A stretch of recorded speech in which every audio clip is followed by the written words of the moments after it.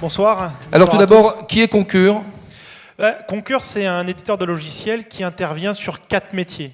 Vous le voyez à l'écran, on intervient sur la note de frais, sur la facturation, sur les déplacements professionnels et quelque chose qui vous concerne un peu plus ce soir, la sécurité. Alors sécurité, c'était tout petit, ça va devenir très gros bientôt, c'est ça? C'est ce qu'on espère, ça fait 2 ans qu'on a lancé cette activité. Et Concur, ce qu'il faut dire, c'est que ça vient d'être racheté par SAP.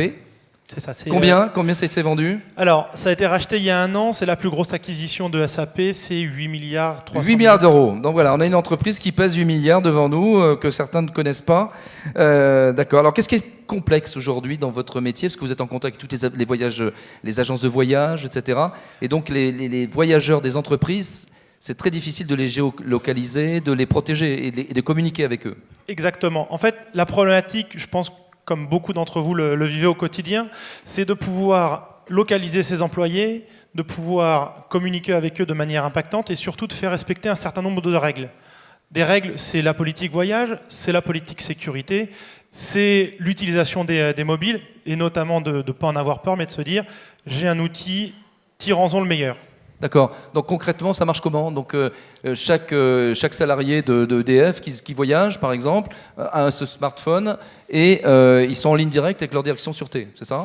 C'est le grand principe, c'est-à-dire qu'on a une plateforme qui est ouverte. On parlait tout à l'heure de collaboration, c'est le terme que j'ai entendu, entre des humains, des directions de la sécurité, des employés, et au milieu de tout ça, de la technologie, qui vont permettre d'un côté à la direction de sécurité d'avoir toutes les informations, les bonnes informations au bon moment, et de l'autre côté, des utilisateurs qui sont en déplacement, qui peuvent se géolocaliser manuellement, donc c'est un acte volontaire de leur part, et surtout... Voilà, tout ça d'interagir ensemble et d'avoir la bonne information au bon moment. Alors concrètement, il y a eu récemment un incident au marathon de Boston, d'accord? Donc tout de suite vous êtes informés. Et là, comment ça se passe concrètement? Donc tous les salariés d'EDF qui se sont trouvés dans le périmètre peuvent recevoir un message, uniquement eux?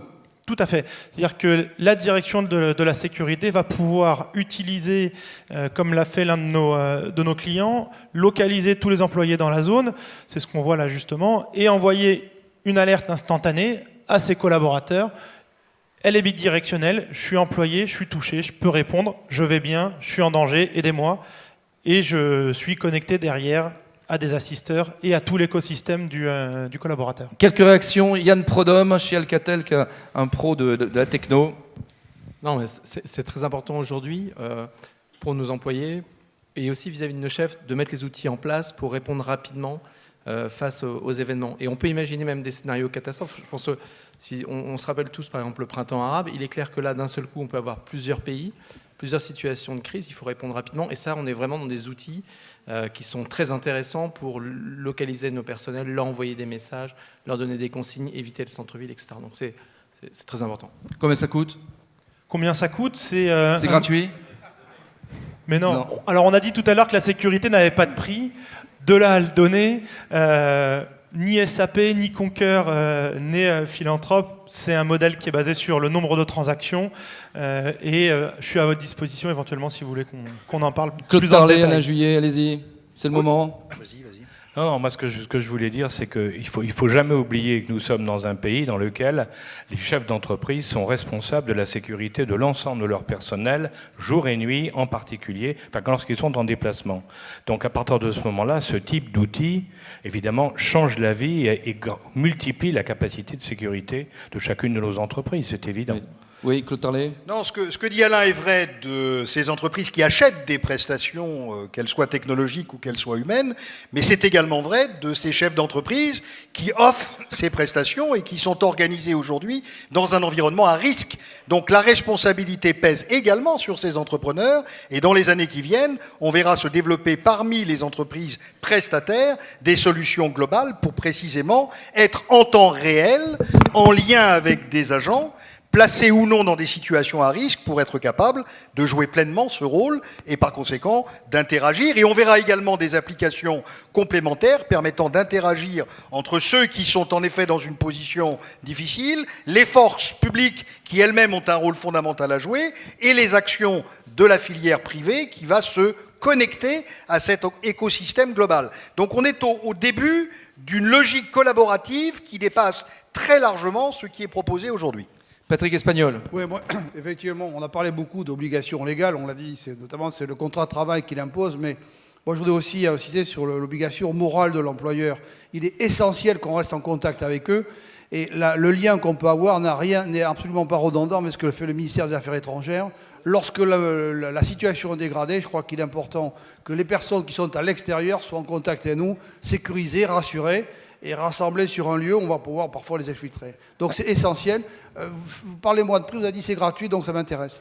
Alors, Avec plaisir. alors une autre entreprise qui emploie beaucoup, c'est Engie. Alors, Jean-Philippe Berillon. Oui, je rejoins tout à fait ce que tu disais. Aujourd'hui, on a des gens qui se déplacent, qui vont loin.